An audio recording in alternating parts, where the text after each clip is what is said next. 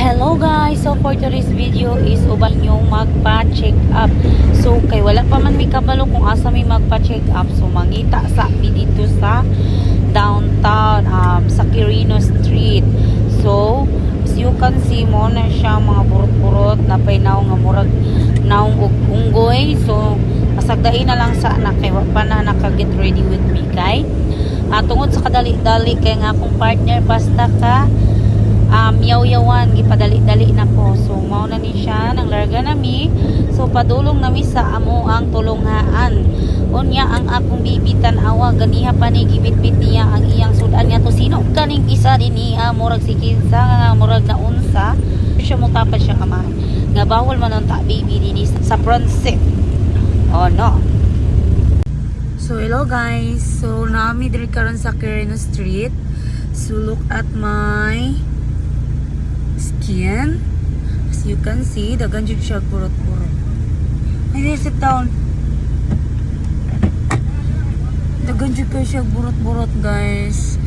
So, December pa ni siya last nagsugod. Until now, wala pa siya na ayos. So, naka-decide na jud ni magpa-check up. So, nangulong sa midring dapita, guys. Kay nangutan nami kung asa dapit ang naay. Dermatologist diri ang dapita. Kay wala man may kaalam-alam diri ang dapita, guys. Pero nami diri sa Quirino Street. So mangutan nami dinhi kung asa ang nay dermatologist. Kay dili na jud makaya ang akong lawas mga guys. Sobra nakakato. 3 months na kung nag-antos ani mga inday.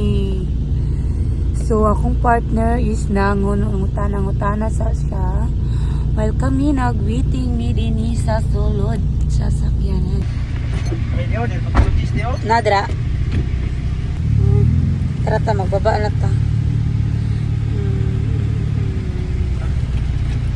So manulod sa mi. Isulat gari sa likod.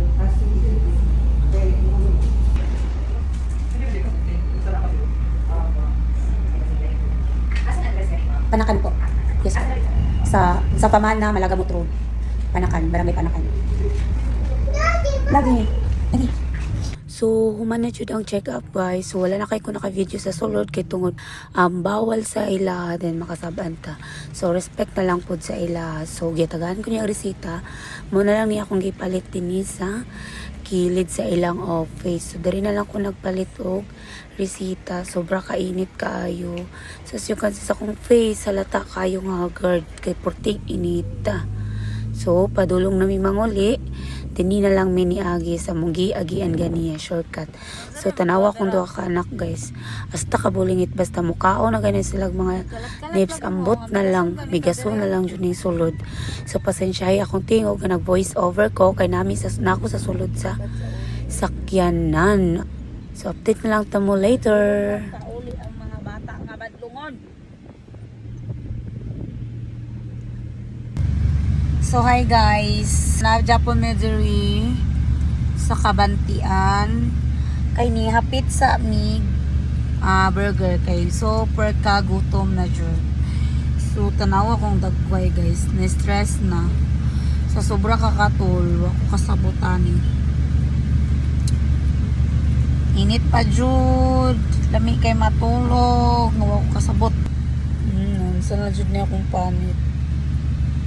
Sukad guys. Karon pa jud ko na ani.